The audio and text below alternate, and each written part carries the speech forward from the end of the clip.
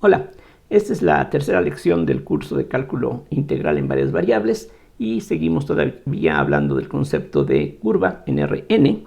Entonces voy a comenzar haciendo un muy pequeño resumen de lo que ya tratamos en las lecciones anteriores. Entonces ya hemos dicho que una curva en Rn es un mapeo, una función que hemos estado denotando con una C mayúscula que suena a curva, de tal forma que esta función está definida en algún intervalo de R, puede ser inclusive toda la recta real, y la imagen tiene que pertenecer a Rn. Cualquier curva de estas se puede dar, y eso ya lo hemos estado viendo en los ejemplos que se trataron en las lecciones anteriores. Decía, cualquier curva se puede especificar definiendo un conjunto de n funciones de valores reales. Entonces, esto es bastante conveniente porque de esa forma el estudio de una curva en Rn es equivalente a tratar con n funciones que en principio, como ya hemos visto, se podrían definir en forma arbitraria, pero si lo que estamos haciendo es pensando en un problema geométrico, físico o de carácter puramente matemático, en esos casos pues estas funciones van a tener un cierto origen que va a determinar en forma prácticamente única su expresión. A lo que me refiero al decir que es prácticamente única es a esto.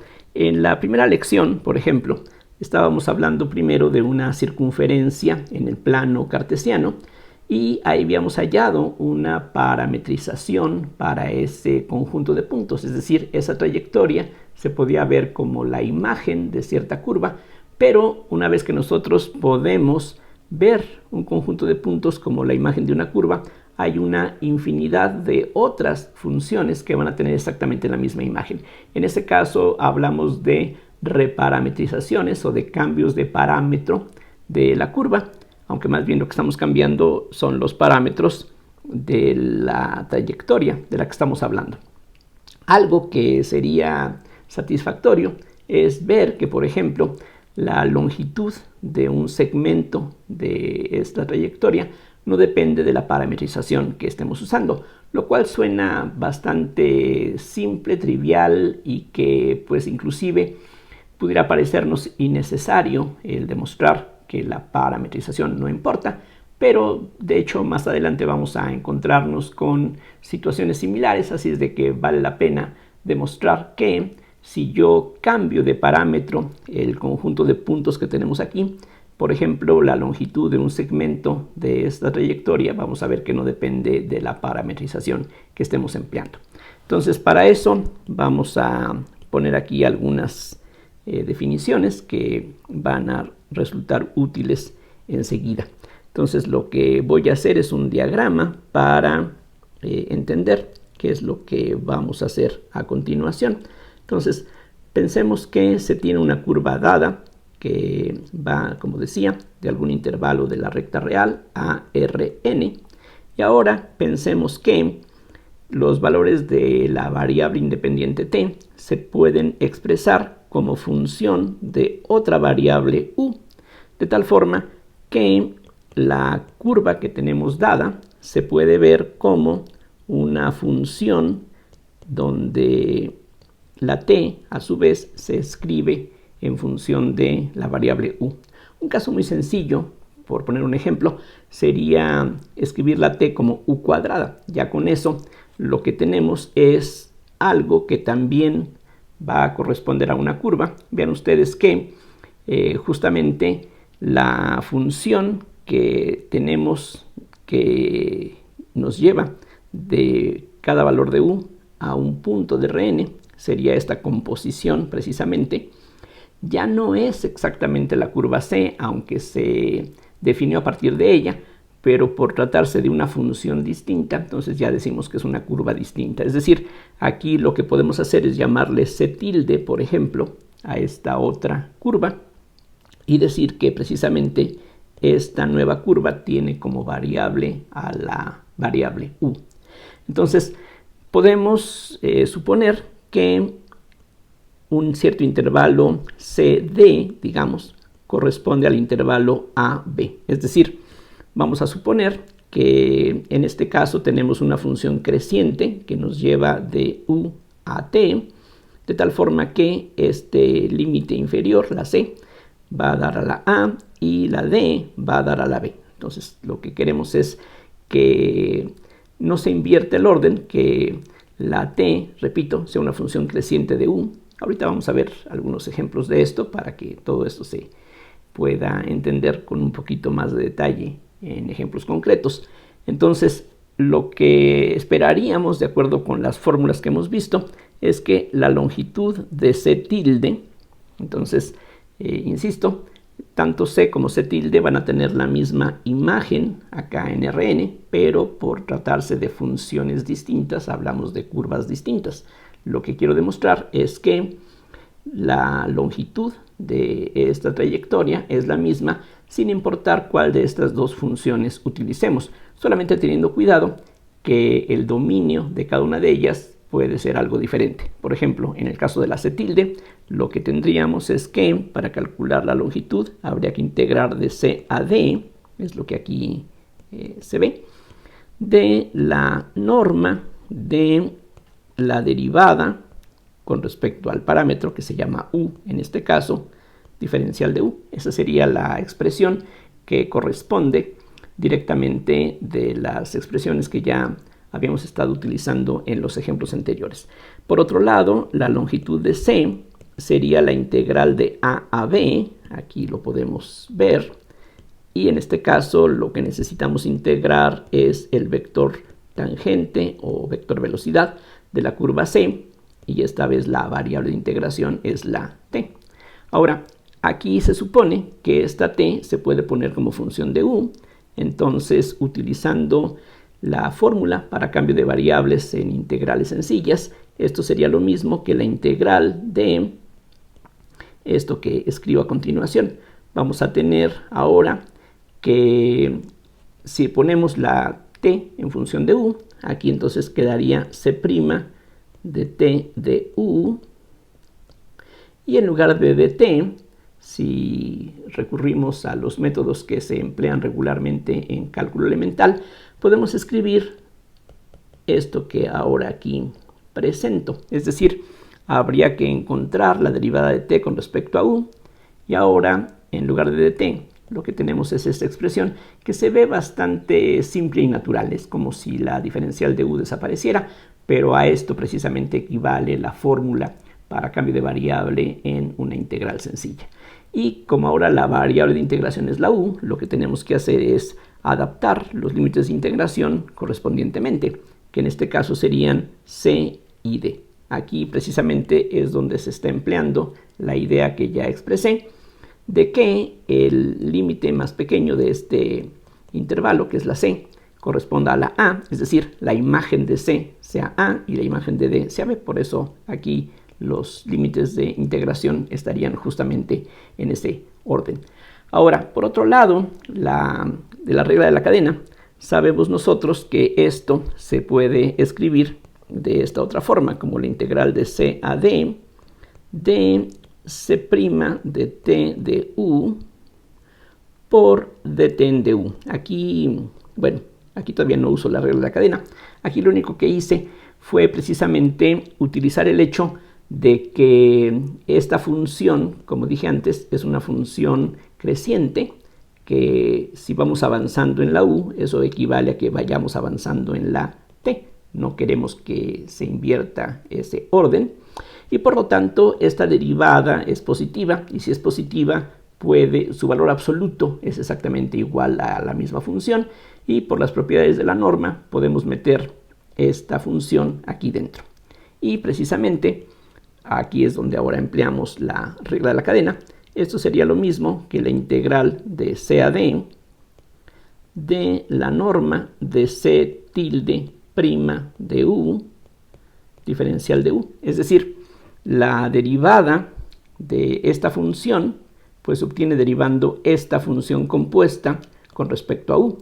Y la regla de la cadena lo que nos dice es que la derivada de esta composición es la derivada de c evaluada en t de u, que es esto, por la derivada de t con respecto a u. que es esto que tenemos aquí. Así es de que esto es exactamente lo mismo, pero esto último es, como ya habíamos visto, la longitud de C tilde, y por lo tanto lo que estamos demostrando es justamente esto que ya había mencionado, que efectivamente la longitud que calculamos con esta fórmula representa algo que tiene un significado geométrico, que es precisamente lo que andamos buscando.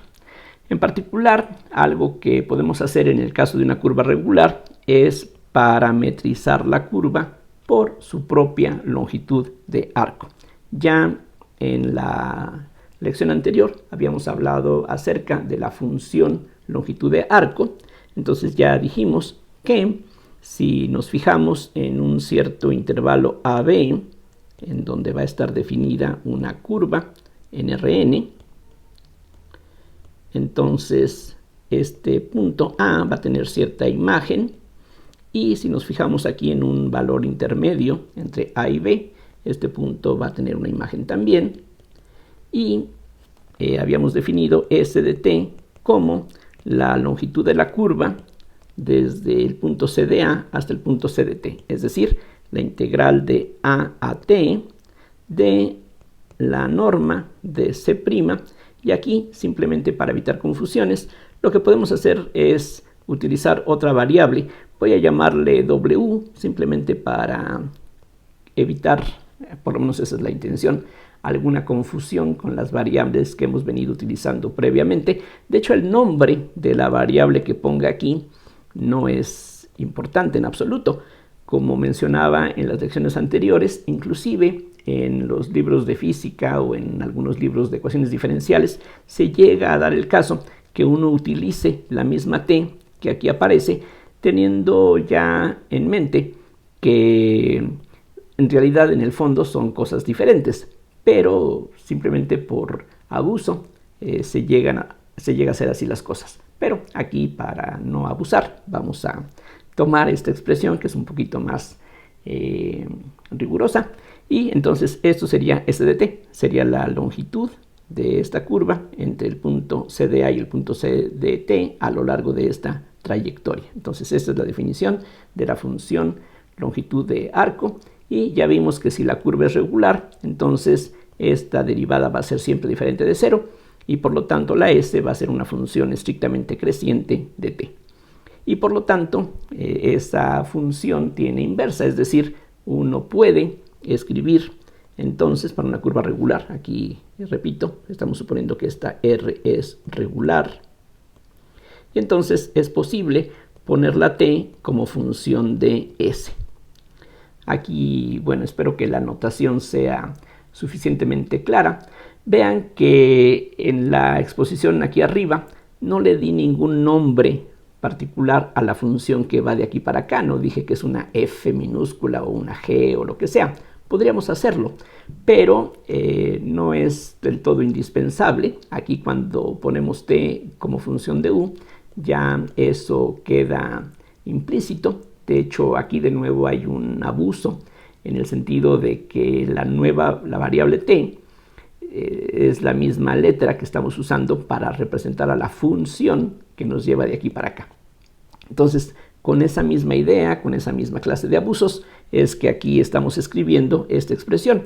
Así como la s se puede poner como función de t, la t se puede poner como función de s, y por lo tanto, la curva que teníamos en un principio nos permite construir otra nueva curva, que otra vez voy a llamarle C tilde, que ahora dependería de S, y que se construiría a partir de la curva original, pero sustituyendo donde quiera que está la variable t por su equivalente en función de S.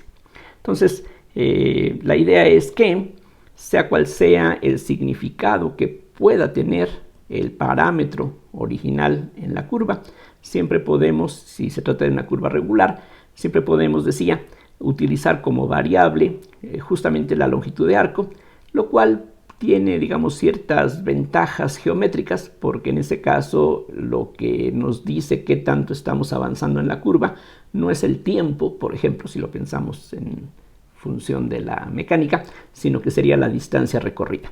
Espero que el ejemplo que sigue sea más o menos ilustrativo de lo que acabo de mencionar hasta aquí. Entonces, lo que vamos a hacer en el siguiente ejemplo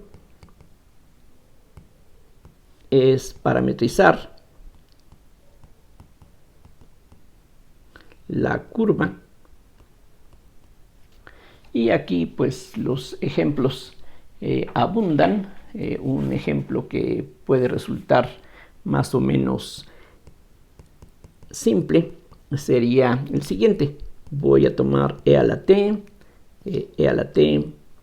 por el coseno de t y e a la t por el seno de t. Vean que en este caso estamos hablando de una curva en R3, lo cual se ve de que aquí tenemos 3 entradas. Y claramente esta es una función diferenciable. Estas 3 funciones son diferenciables, de hecho son diferenciables en toda la recta real. Y además la derivada, por ejemplo, de esta entrada es la misma e a la t, lo cual nunca se anula. Así es de que esta es una curva regular en todo su dominio, que es toda la recta real.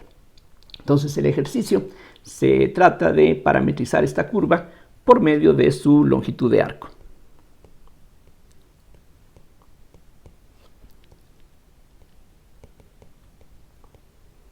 Estrictamente hablando, no es que vayamos a parametrizar esta curva por su longitud de arco. Lo que vamos a parametrizar es la imagen de la curva, o sea, la trayectoria. Pero, otra vez, es un abuso de lenguaje que, bueno, se utiliza frecuentemente, pero aunque lo hagamos, aunque abusemos de la terminología, por lo menos es importante estar conscientes de esos abusos. Entonces, lo primero que hago es calcular c' de t, la derivada, y eso simplemente se obtiene derivando entrada por entrada, lo cual en este caso es bastante sencillo. Para la primera entrada simplemente es e a la t, para la segunda tenemos la derivada de un producto, que es la derivada de la primera por la segunda, más la primera por la derivada de la segunda, que nos da menos e a la t seno de t. Similarmente, la última entrada es un producto y la derivada es e a la t por la derivada del seno, que es el coseno, y a eso hay que sumarle la derivada de e a la t, que es e a la t por la segunda, que es el seno de t. En fin, eso es lo que se obtiene de derivar, y como ya había dicho, uno puede darse cuenta de que aunque en algunos puntos algunas de las entradas pueden hacerse cero, ya con que una no se anule simultáneamente con las demás, eso ya implica que la curva es regular. Entonces, lo que podemos hacer es calcular la función longitud de arco para esta curva.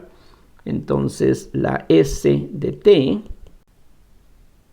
es la integral hasta t de la norma de c' de w, diferencial de w, y aquí lo que falta es especificar el límite inferior, cosa que en el problema no se está señalando, así es de que en forma totalmente arbitraria, por ejemplo, podemos escogerlo como 0. Cualquier otra opción, cualquier otra elección, simplemente va a darnos una constante de diferencia entre lo que estamos calculando aquí o lo que se calcularía con cualquier otra elección, simplemente recordando las propiedades de la integral. Es decir, si en lugar de escoger la integral de 0 a t, escojo la integral de menos 1 a t, por poner un ejemplo, entonces esa integral de menos 1 a t se puede partir en la integral de menos 1 a 0 más la integral de 0 a t, y la integral de menos 1 a 0 ya no va a depender de t, así es que nos va a dar una constante que simplemente habría que agregar a lo que salga de esta integral. Entonces lo que hago es, donde quiera que aparece la variable t, sustituyo la w, insisto, para evitar confusiones, así es de que esto sería la integral de 0 a t de la raíz cuadrada de e a la w al cuadrado más e a la w coseno de w menos e a la w seno de w al cuadrado más e a la w coseno de w más e a la w seno de w. Aquí noten que estoy escribiendo, digamos, de más, porque e a la w es factor común en todos lados. Aquí falta un cuadrado, así es de que factorizándolo Y recordando que la exponencial tiene solamente valores positivos, esto es lo mismo que la integral de 0 a t de e a la w, que multiplica a la raíz cuadrada de 1, que es lo que quedaría de aquí. Y ahora necesito elevar al cuadrado un binomio que es coseno menos seno, y acá tendremos otro binomio que es coseno más seno. Entonces, eso nos va a dar cosas como el coseno cuadrado de w menos 2 veces coseno de w, seno de w, más el seno cuadrado de w, y algo similar con la parte restante. La única diferencia es un signo, así es que vamos a tener un coseno cuadrado de w más 2 veces el coseno de w, seno de w, más el seno cuadrado de w, diferencial de w. Estos términos se cancelan y los demás se pueden simplificar. Lo que vamos a obtener entonces sería este 1 que ya teníamos, de este coseno cuadrado más este seno cuadrado tenemos otro 1, y de esta otra suma tenemos otro 1, así es de que en total vamos a tener aquí un 2 de w, por lo tanto queda un raíz de 3 que se puede extraer de la integral tomando en cuenta que es una constante. Y ya de una vez una primitiva de e a la w es la misma e a la w que hay que evaluar entre 0 y t. Por lo tanto queda la raíz de 3 por e a la t menos e a la 0, que es 1. Y aquí efectivamente lo que podemos ver es que, como debe de ser, esta función es invertible, y aquí afortunadamente la inversa es fácil de obtener. Es decir, lo que tendríamos entonces es que s entre la raíz de 3 sería lo mismo que e a la t menos 1. Es decir, aquí ya olvido el argumento t y simplemente veo a esta relación como algo que especifica una nueva variable en función de la otra. Y de aquí se puede ver que e a la t sería 1 más s entre raíz de 3, y por lo tanto, donde quiera que se requiera la t, eso sería el logaritmo natural de 1 más s entre la raíz de 3. Vean ustedes que esto no causa ningún problema siempre y cuando el argumento del logaritmo sea mayor que 0 para que el logaritmo exista. En particular, si estamos aquí interesados en lo que ocurre para s mayor o igual que 0, pues entonces no hay ningún problema con la definición de esta función.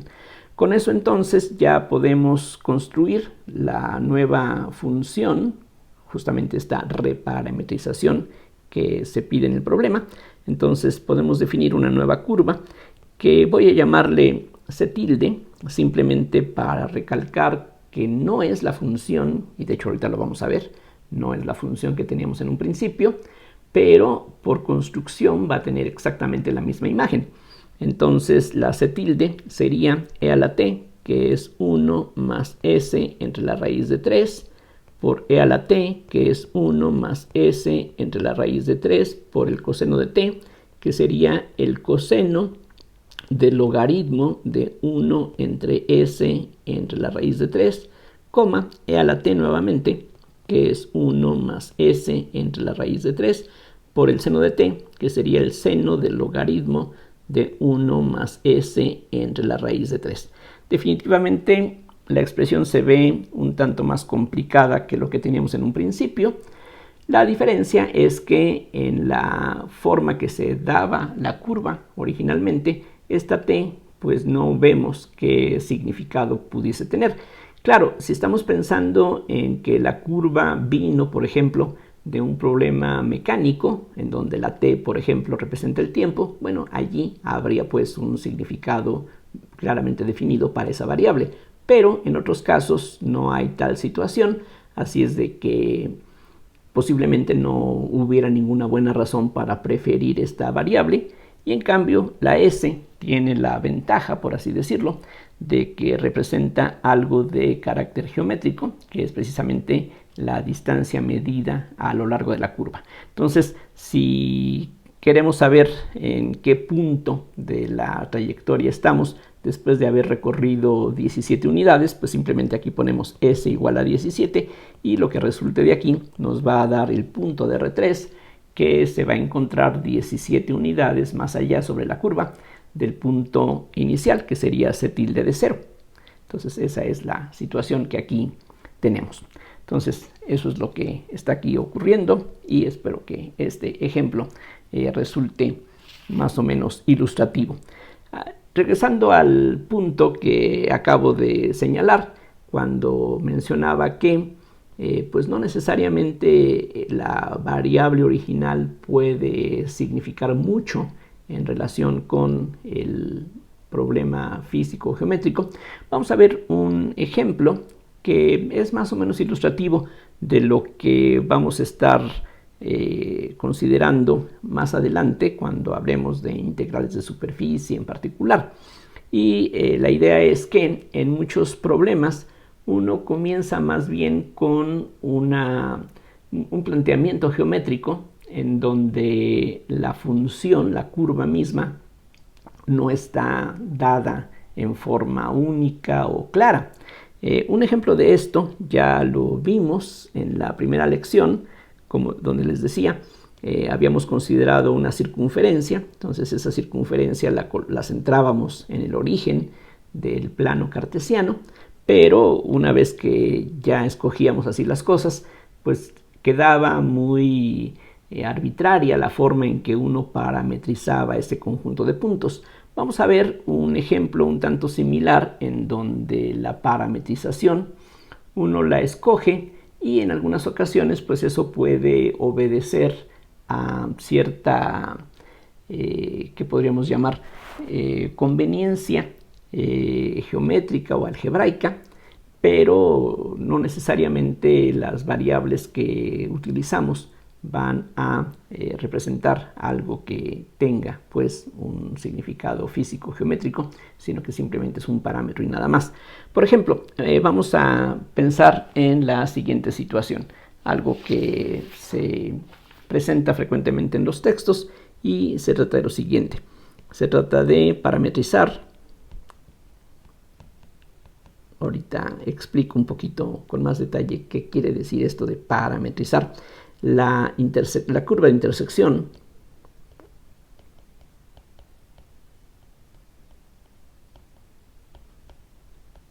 de la esfera, que tiene como ecuación x cuadrada más y cuadrada más z cuadrada igual a 16.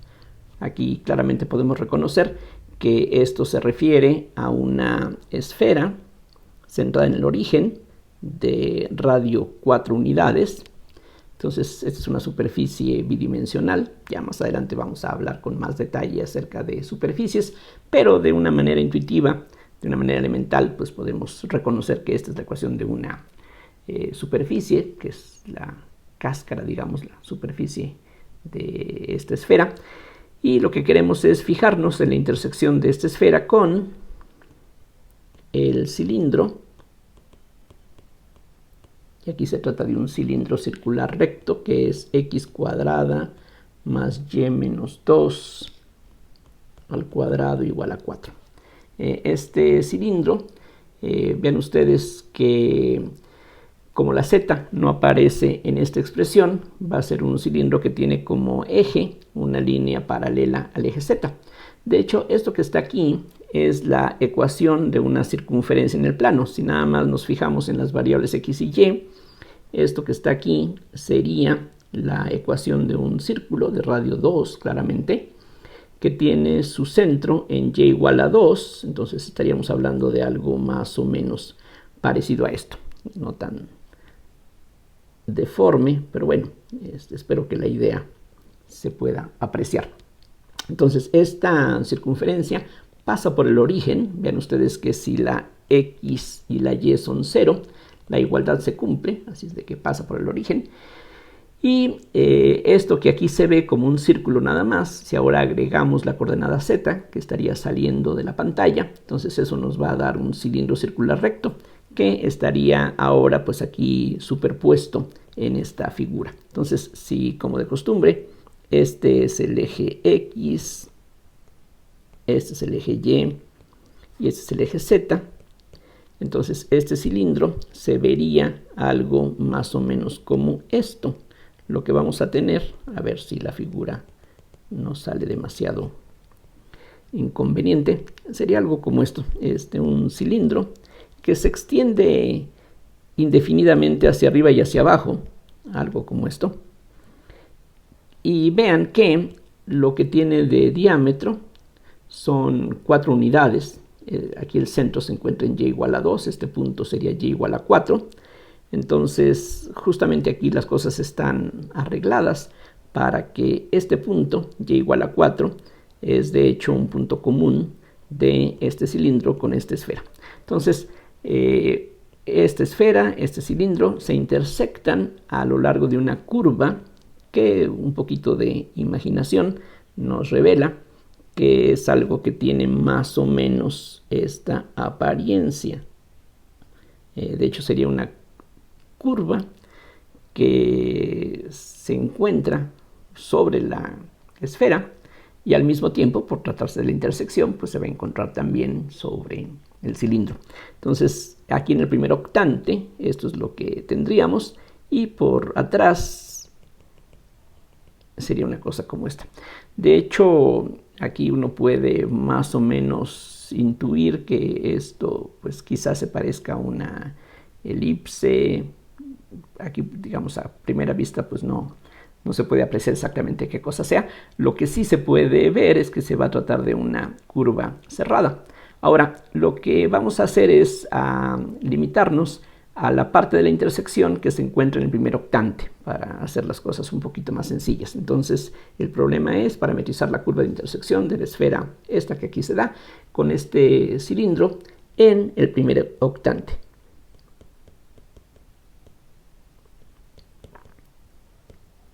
Entonces, en este caso, para comenzar, esto de curva que utilizo aquí está mal empleado, es un abuso.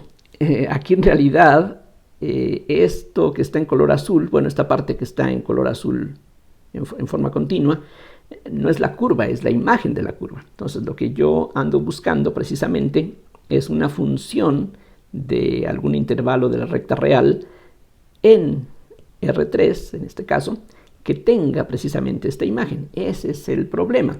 Entonces, la forma de tratarlo es algo muy simple, muy natural, muy intuitivo, que pues, si uno ve el procedimiento, pues suena bastante simple.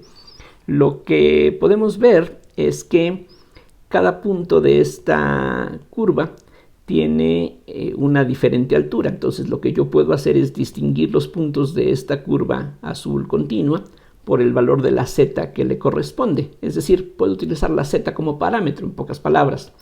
Entonces, por ejemplo, yo de esta relación puedo despejar a la x o a la y lo que ayuda es que precisamente nos estemos fijando en el primer octante. En el primer octante, x, y, z son todas positivas, entonces eso simplifica el problema porque al momento de sacar raíces cuadradas solamente nos vamos a quedar con las raíces que correspondan a valores positivos. Entonces, por ejemplo, de esta relación podemos encontrar que x cuadrada es igual a 16 menos y cuadrada menos z cuadrada.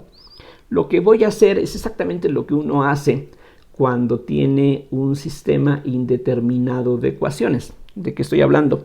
Aquí podemos ver esto como un sistema de ecuaciones simultáneas. De hecho, precisamente esta curva estaría formada por las soluciones de estas dos ecuaciones.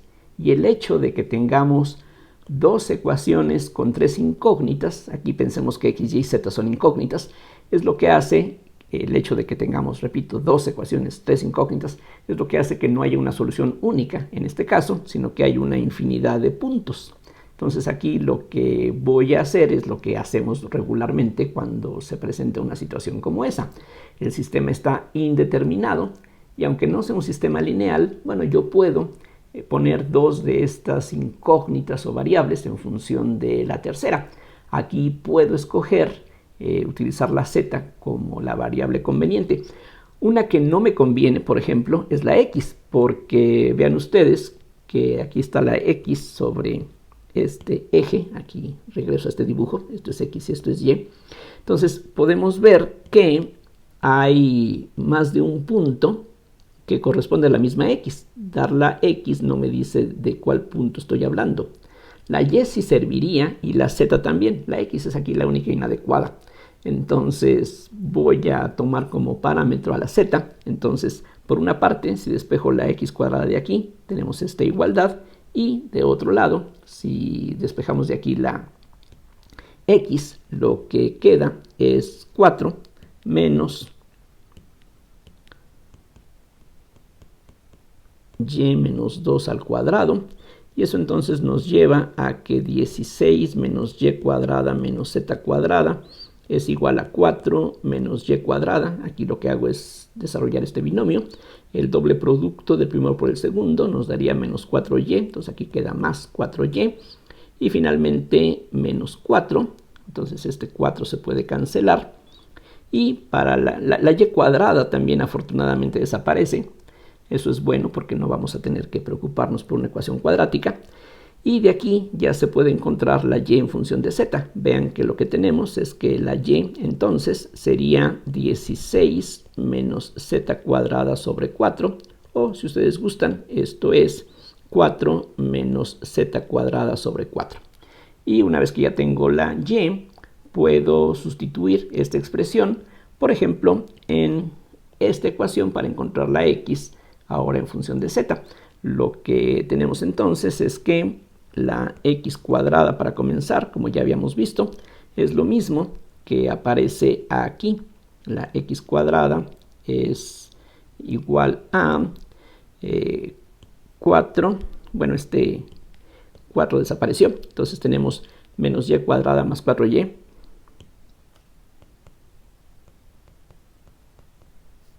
Y entonces esto equivale a tener menos 4 menos z cuadrada sobre 4 al cuadrado más 4y, que sería 4 menos z cuadrada sobre 4. Y ahora lo que sigue pues es un problema algebraico aparentemente muy sencillo. Tendríamos entonces un menos 16. Del doble producto va a quedar algo positivo. El 4 desaparece, entonces tenemos 2z cuadrada. Y posteriormente tenemos menos z cuarta sobre 16. Y del producto que viene aquí al final tendríamos más 16 menos z cuadrada. Simplificando, estos dos términos desaparecen. Y lo que queda se puede escribir como z cuadrada menos z cuarta sobre 16. Y por lo tanto la x se puede escribir como la raíz cuadrada de eso, de z cuadrada menos z cuarta sobre 16, quedándonos nada más con la raíz positiva, porque precisamente estamos interesados solamente en la imagen de la curva que se encuentra en el primer octante. Entonces ya con eso podemos, por ejemplo, escribir una curva de esta forma, como la raíz de t cuadrada menos t cuarta sobre 16, es decir, sustituyo la z por la t, la y sería 4 menos t cuadrada sobre 4 y finalmente la z es t, es decir, aquí nada más para que coincida con la notación que hemos venido utilizando, a la z, que es la que aquí estábamos tomando como la variable independiente, le llamo t, entonces z es t, y si la z es t, la y es 4 menos t cuadrada sobre 4, y aquí lo mismo, sustituyendo la z por la t, esto es lo que le corresponde. Entonces, si todo anda bien, esta expresión que está aquí nos debe de dar una curva cuya imagen sea justamente lo que aquí aparece. Para que corresponda a este arco solamente, bueno, aquí de la figura se ve, la z comienza aquí en 0, si vamos en este sentido. Aquí noten que cuando digo que comienza en 0 es algo totalmente arbitrario. Yo podría ir en este sentido o en este otro. Lo bueno es que nada más hay dos posibilidades. Bueno, vamos a suponer que vamos en ascenso. Entonces aquí la t estaría entre 0 t y z es lo mismo, así es de que podemos pensar que comenzamos en este punto y terminamos a esta altura, que es precisamente 4. Entonces ese sería el intervalo que corresponde. Entonces esa sería la curva que aquí obtenemos de esta manera elemental. Pero aquí, como decía, esto que hemos obtenido pues definitivamente no es la única posibilidad. Habría otras parametrizaciones que también podríamos usar. Y bueno, en este caso por lo menos la variable que estamos usando tiene cierto sentido geométrico porque justamente corresponde a la altura, ¿no? Entonces la t sería la altura a la que se encuentra un punto de esta trayectoria. Pero podríamos tener situaciones en donde no hay una relación así de simple. En fin, ya una vez que hemos encontrado esta expresión, pues tal como hemos visto con anterioridad, uno puede calcular la derivada de esta expresión para hallar el vector velocidad y con eso uno puede calcular, por ejemplo, la longitud de esta trayectoria, lo cual en este caso no se ve como algo que parezca sencillo. Pero bueno, aquí el objetivo del ejemplo era más que nada mostrarles cómo uno puede construir la curva, es decir, uno parte de la trayectoria geométrica y uno busca una parametrización. Insisto, los ejemplos que ya estuvimos viendo en la primera lección son justamente de ese tipo. Cuando hablábamos de la cicloide o de la circunferencia, allí aunque hay parametrizaciones o elecciones que son bastante simples o naturales, definitivamente no es algo único. Y este ejemplo creo que ayuda a recalcar ese punto. Para terminar esta lección, vamos a ver un resultado que también resulta más o menos simple y natural, pero de nuevo conviene tener una prueba de qué estoy hablando. Bueno, me refiero a esto. Vamos a pensar concretamente en R3, aunque como veremos el argumento que vamos a presentar enseguida es aplicable en Rn de manera general. Y pensemos en dos puntos, voy a llamarles P y Q. Entonces aquí estas letras mayúsculas representan dos puntos de R3 o de Rn.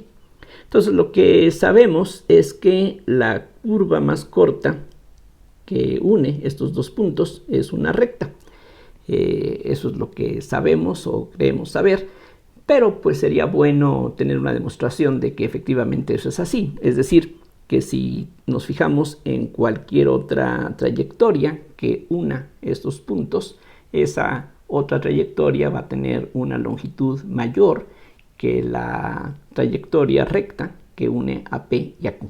Entonces vamos a suponer que tenemos una curva. Aquí voy a seguir utilizando el color azul para distinguir una de la otra, la recta de esta otra curva, que lo único que se le pide es que los extremos A y B correspondan precisamente a P y Q en ese orden. Es decir, voy a suponer que este punto P es C de A y este punto Q es C de B.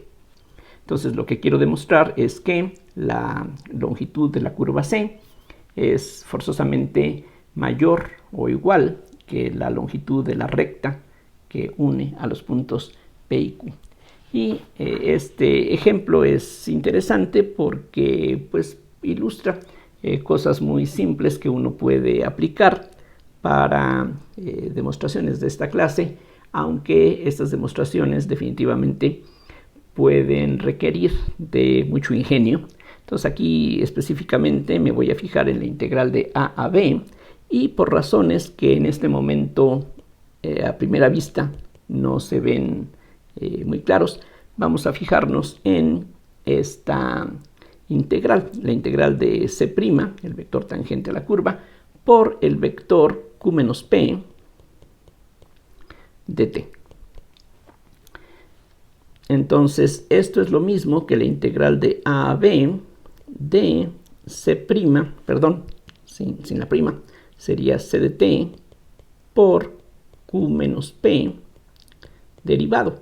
Vean que si derivamos esta expresión, lo que vamos a obtener, como P y Q no dependen de t, este factor aquí sigue y la derivada solamente le afecta a la c. Y aquí ahora podemos aplicar el teorema fundamental del cálculo elemental.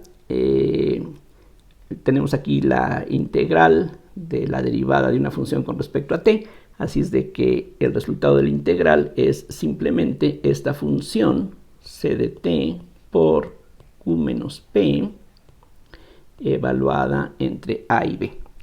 Pero precisamente aquí, como se especificó antes, la c en b es q mayúscula y la c en a es p minúscula, así es de que esto es lo mismo que al evaluar el límite superior vamos a tener q por q menos p, y al evaluar el límite inferior vamos a tener el punto p por q menos p, de tal manera que esto, utilizando las propiedades del producto punto, el hecho que es distributivo sobre la suma o sobre la resta, esto significa esto que aquí tenemos, que es justamente la norma de la diferencia q menos p al cuadrado. Eso es por una parte. Por otro lado, el producto punto, recordemos, es lo mismo que la magnitud de un vector por la magnitud del otro vector, que sería q menos p, por el coseno del ángulo entre los dos vectores. Entonces, si me fijo en algún valor de t en especial, o sea, por ejemplo, piensen en este valor de t, este punto tiene aquí una cierta imagen, entonces ahí tenemos un vector tangente a la curva, y este ángulo θ es precisamente el ángulo que se forma entre la dirección del vector q menos p con el vector tangente a la curva en ese punto. Pero el coseno de θ está acotado, es algo menor o igual que la unidad, así es de que esto es menor o igual que la integral de a b de c' de t por la norma de q menos p por dt, pero la norma de q menos p no depende de t, así es de que esto es lo mismo que la norma de q menos p por la integral de la derivada, y eso no es otra cosa más que la longitud de la curva c. Entonces, comparando esto que tenemos aquí con lo que tenemos acá y tomando en cuenta que aquí hay esta desigualdad, lo que se deduce es que la longitud de la curva c es mayor o igual que la norma de q menos p. Uno de estos factores se cancela y eso es lo que resulta de comparar estas expresiones. Entonces, cualquier curva va a tener una longitud que es mayor o igual que la línea recta que une estos dos puntos, y la única forma en que sean iguales es que este coseno sea 1, y la única forma en que sea 1 es que el vector tangente siempre sea paralelo a la línea que une a P y Q, y eso pues solamente ocurre en el caso de la recta que une a estos dos puntos. Vean que el argumento, la demostración, no depende de que la dimensión sea 3, esto es válido para Rn, y pues otra vez es satisfactorio tener un resultado así, que nos garantiza que efectivamente lo que creíamos resulta ser verdad. Bueno, entonces con esto sí concluyo la lección. Muchísimas gracias por su atención y continuaremos en la siguiente lección hablando acerca de las integrales de línea.